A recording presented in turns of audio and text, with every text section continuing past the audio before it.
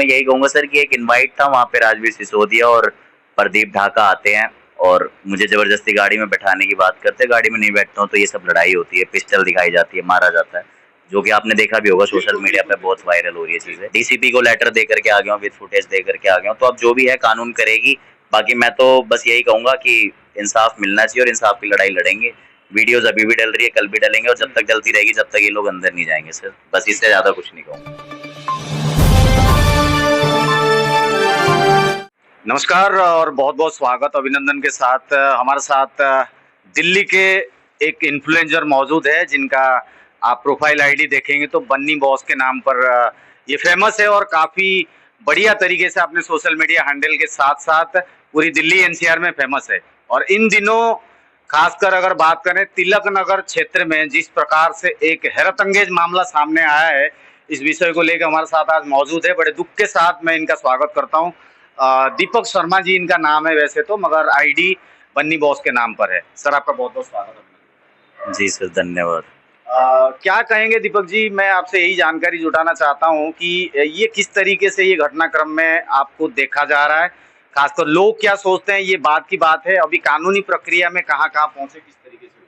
Sir कानूनी प्रक्रिया में तो देखो, जहाँ पे मैंने कंप्लेन दी थी उन्होंने मेरे पास ब्लैंक लेटर पे मेरे से साइन करवा लिया था, क्योंकि उस टाइम पे मैं किसी हालात में तो था नहीं कि मैं बयान दूं पूरा। बट जो मैंने बयान दी उस हिसाब से तो एफआईआर हुई नहीं है, उनके ऊपर नॉर्मल मुकदमे लगाए गए हैं। जिस हिसाब से वीडियो हाईलाइट हो रही है वो मुकदमे लगने ही नहीं चाहिए, जो लगने चाहिए वो उन पे लगे नहीं। और दूसरी चीज़ मैं यही कहूँगा सर कि एक इनवाइट था, वहाँ पे राजवीर सिसोदिया और प्रदीप ढाका आते हैं और मुझे ज़बरदस्ती गाड़ी में बैठाने की बात करते हैं। गाड़ी में नहीं बैठता हूँ तो ये सब लड़ाई होती है, पिस्टल दिखाई जाती है, मारा जाता है, जो कि आपने देखा भी होगा सोशल मीडिया पर बहुत वायरल हो रही है चीज़ें।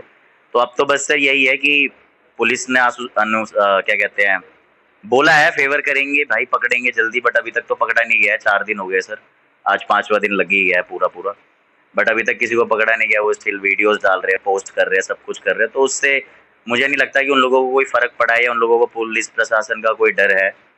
तो अब देखते हैं क्या होता है सर। मैं तो यहाँ पर मैं दीपक जी आपको थोड़ा रोकना चाहूंगा और स्क्रीनशॉट में आप लोग देख पाएंगे पूरी नेशनल मीडिया में आज चर्चा है और समाज में जिस प्रकार से एक मैसेज जाना चाहिए, सोसाइटी में जिस प्रकार से एक मैसेज जाना चाहिए। बहुत खुशमिजाज के दीपक शर्मा हैं और बन्नी बॉस के नाम पर प्रोफाइल चलाते हैं, मेट्रो में मम्मी करके ऐसे कुछ बनाते हैं। बड़ा खुशमिजाज इंसान है, मस्त तरीके से काम को करते हैं अपने एक सोशल मीडिया हैंडल के साथ साथ। मगर इनके साथ प्रदीप ढाका, उनको भी आपने देखा होगा, राजवीर सिसोदिया इनको भी आपने देखा होगा। मगर ये सारे मामला तो जो है वो ऑनलाइन है। ऑनलाइन में क्या गाली गलौज हुई, क्या गाली गलौज होती है, क्या बातचीत होती है, लोगों को पता नहीं चलती है। मगर जब समाज में इस प्रकार से घटना उतर करके सड़क पर आ जाता है, इसका क्या असर होता है दीपक जी, आप थोड़ा सा बताएं। सर देखो, ये चीज़ सड़क पे तो आनी ही नहीं चाहिए थी। मैंने कुछ गलत तो बोला नहीं था। जो नकली सोना पहनेगा तो उसको नकली सोना ही बताएंगे, जो रेप करेगा उसको रेपिस्ट ही बताएंगे।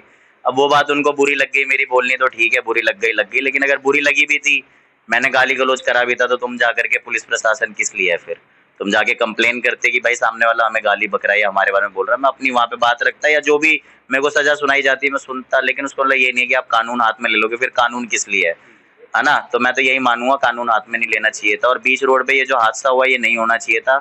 आए तो ये जान से मारने ही थे, बट किस्मत थी सर, बच गए। आप तो बोल रहे थे पिस्टल भी है उनके पास। बिल्कुल सर, सब कुछ विजुअल है, आप वीडियोस देख सकते हो, आप खंगाल सकते हो वीडियोस। पिस्टल भी विजुअल है, लेके जाना भी विजुअल है, जबरदस्ती गाड़ी में बैठाने की कोशिश करना भी विजुअल है, सब कुछ विजुअल है। बट अभी स्टिल कोई चीज आगे नहीं बढ़ रही है। तो अब जो भी कंप्लेन है वो मैंने कोर्ट से करी है, कोर्ट से अभी एफआईआर की रिक्वेस्ट करी है कि उसमें जो क्या धाराएं आपने लगाई है? सर मैंने जो धाराएं लगाई हैं वो अभी तो मैं बता नहीं सकता आपको, बट मैंने जो धाराएं लगाई हैं उससे मैं सेटिस्फेक्शन हूँ। कल वो डीसीपी ऑफिस में मैं जमा भी करा दूंगा। आपकी बहुत जबरदस्त छूट है सर अब तो बेटर है आँख पहले से। उस दिन तो आँख 2-3 दिन आँख खुली ही नहीं थी, अब तो बेटर है पहले से। दवाई वगैरह करा रहा हूँ मैं। प्रदीप ढाका को देखा जा रहा है, वो वीडियो जारी करते हैं और बताते हैं आप उनके पुराने मित्र हैं, बंधु हैं, आप उनके साथ बैठे हैं। राजवीर सिसोदिया के साथ भी आपकी वीडियो देखी जा रही है और काफ़ी अच्छी खासी दोस्ती थी पहले से। मगर फिर कैसे ये सब चीज़ें होती है, आप कैसे दूर हो जाते हैं, कैसे डिस्प्यूट फिर शुरू? सर देखो, मेरी कोई दोस्ती वोस्ती नहीं है, मैं एक सोशल मीडिया इन्फ्लुएंसर हूँ। मुझे बहुत से लोग मिलते हैं, बिछड़ते हैं, हम बहुत लोगों से डेली मिलते हैं, डेली बिछड़ते हैं, तो इसका मतलब ये नहीं सब मेरे दोस्त हैं। बाकी ठीक है, जो चीज़ हुआ वो हो गया, पब्लिक डिसाइड करेगी, पुलिस डिसाइड करेगी, प्रशासन डिसाइड करेगी। मैं जो भी डिस्कस करूंगा अब आगे वो मेरा वकील ही करेगा जो भी करेगा। तो अभी मैं इस चीज़ पे जितना फोकस कर सकता हूँ मैं उस चीज़ पे फोकस कर रहा हूँ, और सजा तो होनी है सर, आज नहीं कल, लेकिन होगी पक्का, 100% होगी।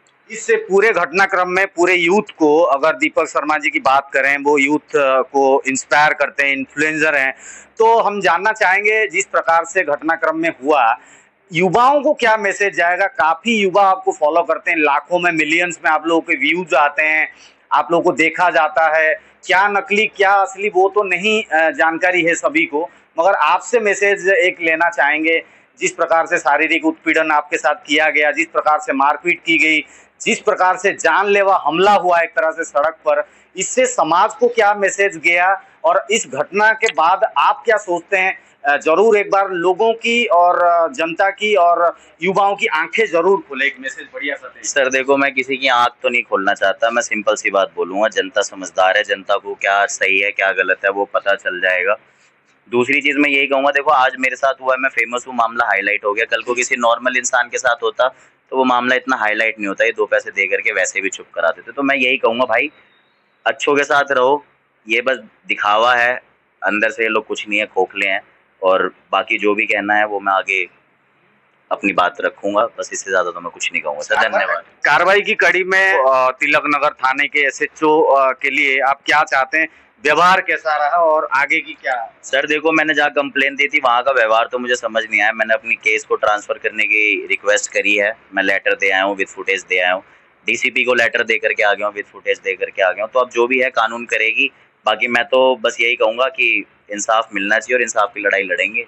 वीडियोज अभी भी डल रही है, कल भी डलेंगे, और जब तक डलती रहेगी जब तक ये लोग अंदर नहीं जाएंगे सर, बस इससे ज्यादा कुछ नहीं कहूँगा। बहुत बहुत धन्यवाद, और हम यही चाहेंगे आप जल्दी से जल्द पहले शारीरिक तौर पर स्वस्थ हो जाएं, यही कहेंगे, परमात्मा आपका साथ दे और आपको न्याय मिले। जय हिंद, वंदे मातरम।